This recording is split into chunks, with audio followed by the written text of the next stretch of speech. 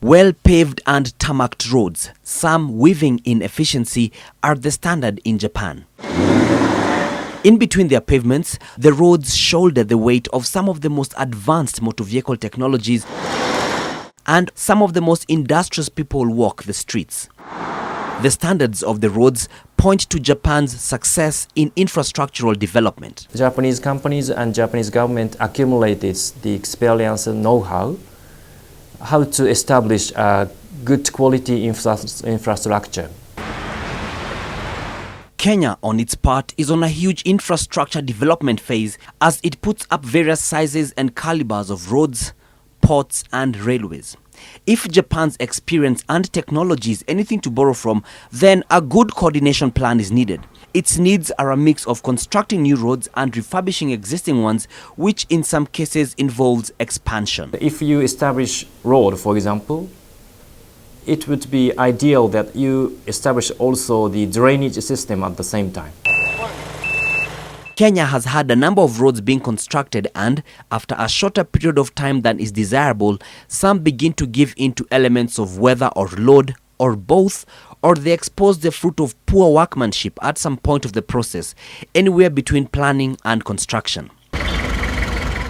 When the drainage system is not good enough to support the road system, then the gains hoped from the plan begin to go down the drain. But I understand it's quite a big challenge, because in any case you need road now.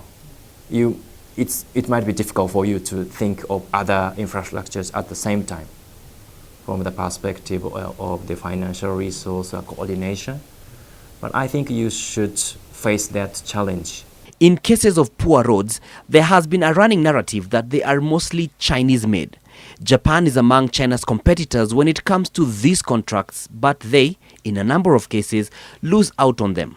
But Japan's government officials and private sector players say, in their defense, they are bigger on quality than they are on low costs, and they are keen to create jobs for locals. They can evaluate human resource allocation of the proposal. If one company are proposing a good, quality manager with the good experiences, then you can expect a good quality infrastructure from that company.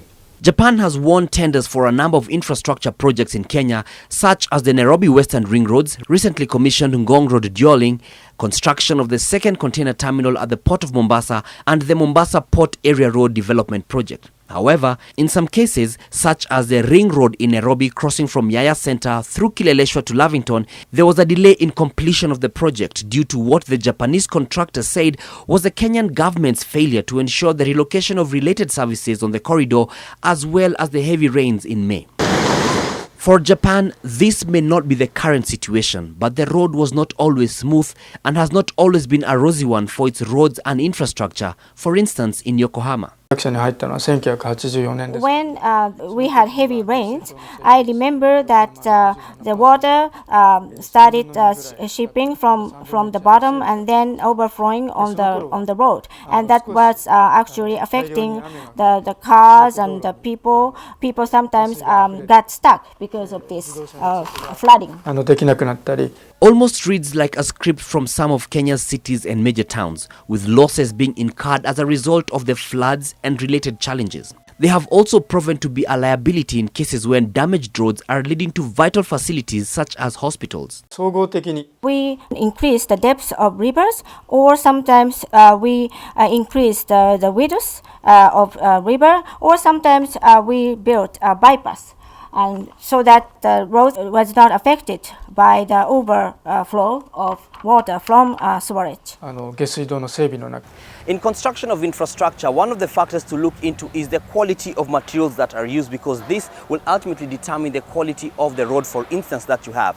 Another factor to look into is the quality of workmanship, which has various facets, and one of them is the quality of technology and or machinery, and Japan prides itself in this facet. In the past, past, a lot of used machines were exported to Kenya from Japan and also from some Southeast Asian countries.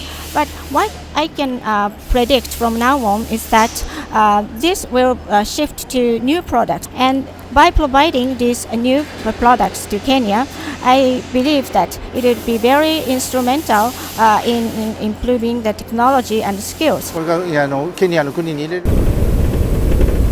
One of the ways the Kenyan government is also trying to reduce the load off the roads is by alternative transport means, just as Japan did. It snakes its way through the city, gracefully boasting of the efficiency it carries away from the roads and the troubles they bring your way. The Shinkansen, also known as the bullet train. It moves from city to city, hitting speeds of up to 360 kilometers per hour. Its punctuality, and at peak time 15 Shinkansen services are available per hour, which means in terms of the year 300,000 Shinkansen are in operation. Despite these frequent services, the delay is limited within 1 minute.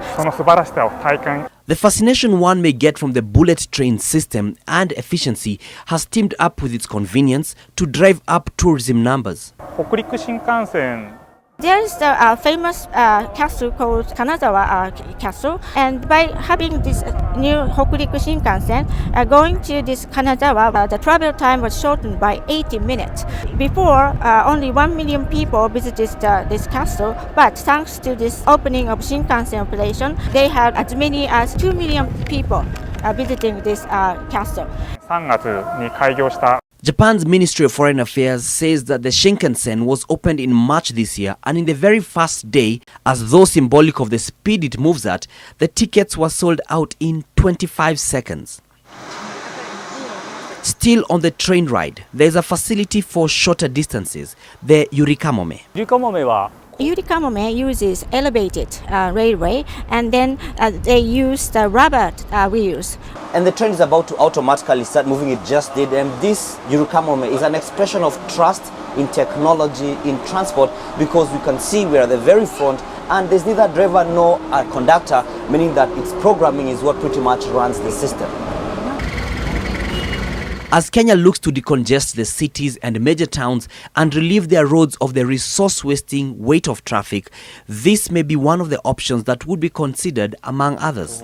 This Yurikamome system is designed to be operated inside rather compact areas. Therefore, as long as this system can be operated in these types of areas, I think that would be the most appropriate areas for Yurikamome system to be introduced.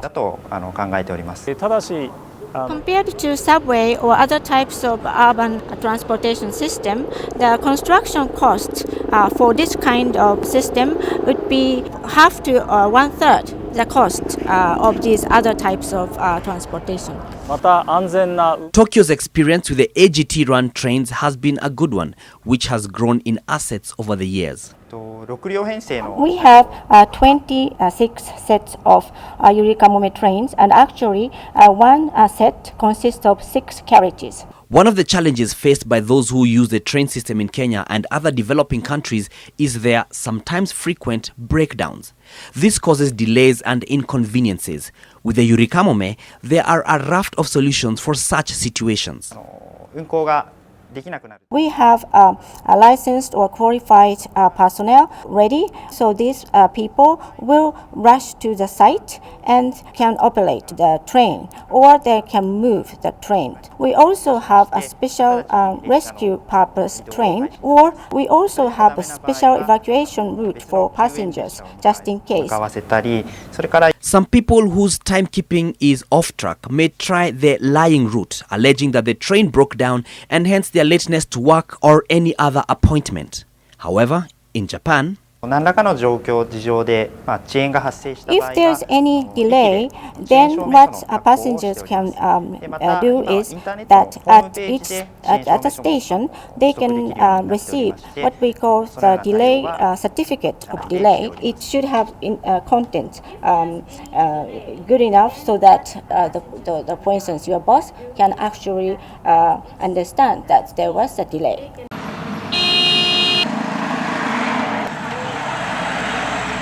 The delays in getting to where one is meant to be going in Kenya is significantly experienced on the roads. There is a mismatch in the traffic system elements, with bottlenecks where large roads feed into smaller junctions, imbalance in the weight of traffic from different directions of junctions and roundabouts, hence necessitating police officers to overrule the traffic lights. And it gets worse when there is either an accident or the opening of the heavens, when the rains beat the road efficiency system. However, in Japan there is, for instance, the Metropolitan Expressway Company that has a command center that attends to the need for smooth flow of traffic. We have patrol cars, and then these patrol cars are dispatched to the site, and then they contact the police department or emergency vehicles, and they supply information to these people, and so that they can solve the problems on the site. This control center has 9 people working in it during the day and 8 people at night, and this work is done 24 hours a day, 7 days a week, 365 days a year.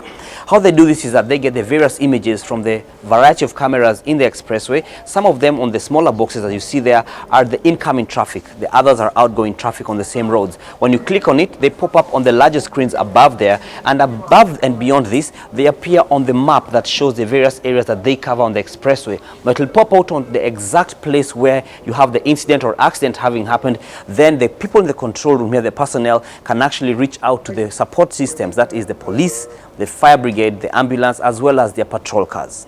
If there's been an accident or there has been a breakdown, about how long does it take for that to be resolved and get back to normal operations on the road? 50分ぐらいですか。 On average, 50 minutes. The system's efficiency allows for saving on loss of productivity as a result of traffic jams, which is a thorn in the flesh of Kenya's cities and major towns, which play home to the parallel snakes of sometimes stagnant traffic. The cameras also help in cases of crime, as the expressway team shares information to the relevant authorities, something Kenyans look to seeing being employed more in the solving of various crimes on the roads. Kenya is looking to benefit from Japan in areas of infrastructure that are not as exploited as their promise holds. When the president was here, he emphasized repeatedly with the Japanese Prime Minister Shinzo Abe on the issue of us being assisted to harness or to have the proper infrastructure to harness our blue economy. The infrastructure stories, systems and structures that Japan has offer a lot of insight and potential solutions to Kenya's challenges in efficiency, value for money and productivity. If these are to be adopted, one thing that will see their mirrored success or contrary failure is the integrity applied in implementing any projects, as well as the distancing from illegitimate operations and engagement. Dan Mwangi, NTV in Japan.